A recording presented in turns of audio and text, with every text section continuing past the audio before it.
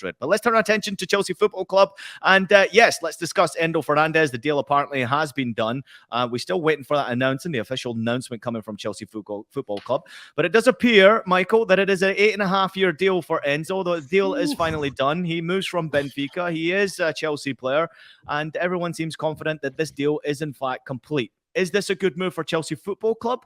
And who actually got the better end of the deal here? Was this Chelsea or was this Benfica? 1000% Benfica.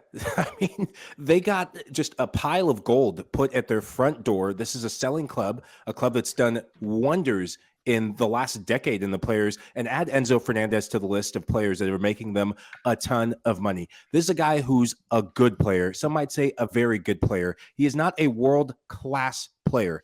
For World Cup winner.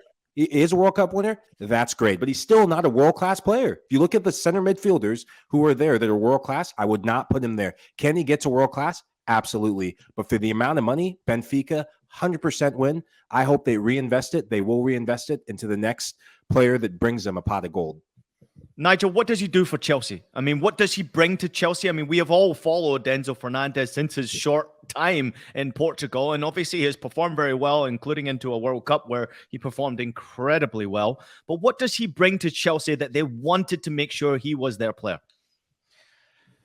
I'm still trying to work it out myself, Ian, if I'm honest. If I told you what he brings, I'll be lying to you. I think he's like Michael said, I think he's a good player. But I think there's going to be a lot of scrutiny because of the price tag. And we know players are not the one who set these price tags. But like Michael said, I feel Benfica have done the best bit of business in this transfer window. Rui Costa, the director of football, was absolutely sensational in what he did.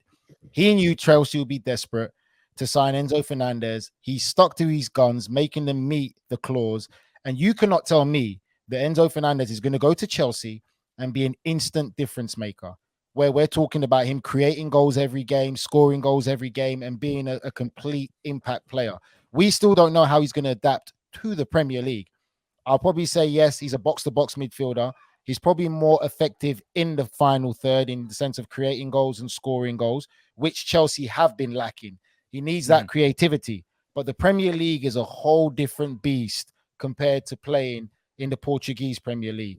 And again, it's how quickly he's going to adapt. When you're spending that type of money, you're talking about immediate impact. And that's a very small market in the world football where you can say players can come in.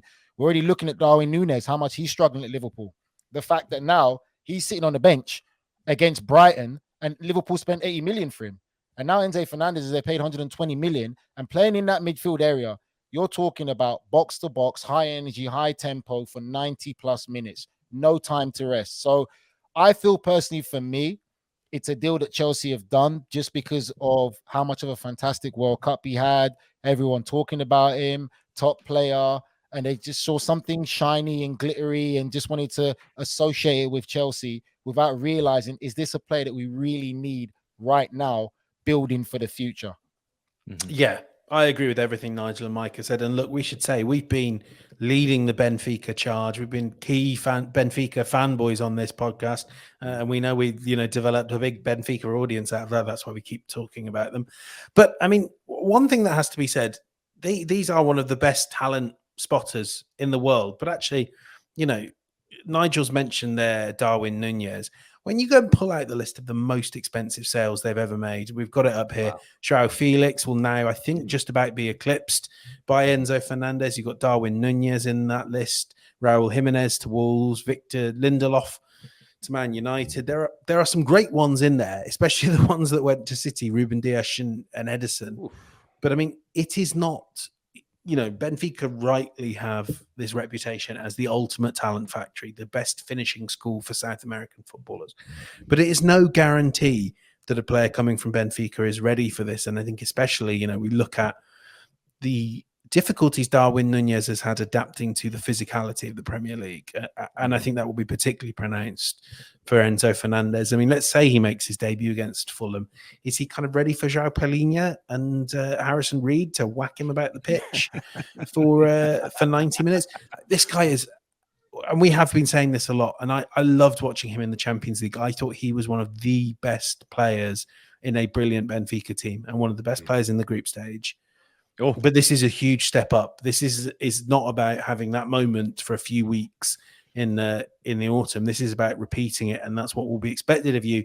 Because as we keep saying, when Chelsea spend all this money, it doesn't matter that they're investing in young players. The expectation is that they make this a hit immediately.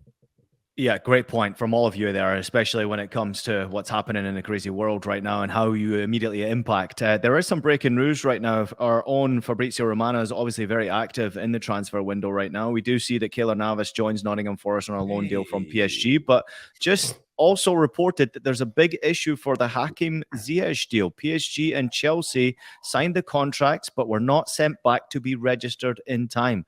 The contracts are not validated as of right now. So the clubs are trying to find a solution, but as of right now, it looks like there could be a problem with the Hakim Ziyech deal. Chelsea fans out there, what do you think about that one there? Looks like he could be staying.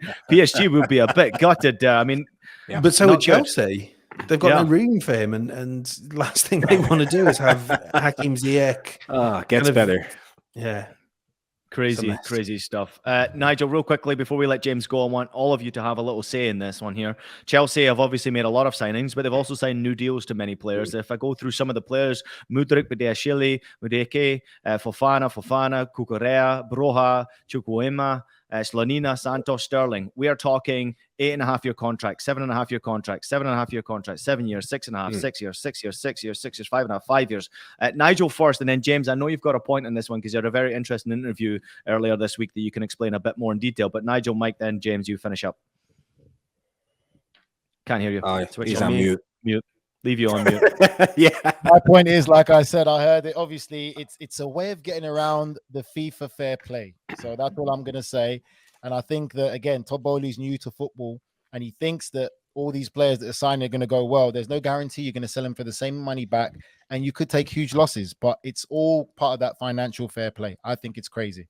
Yeah, I think there's two discrepancies. One, yes, the amount of money that's being spent, the length of the contracts is one thing, but the wage bill, keep an eye on that. Mudryk, he's not one of the highest earners at Chelsea Football Club, even though he's on a longer contract than some of the players. I think it's about lowering the wage bill for Chelsea Football Club in the longer term.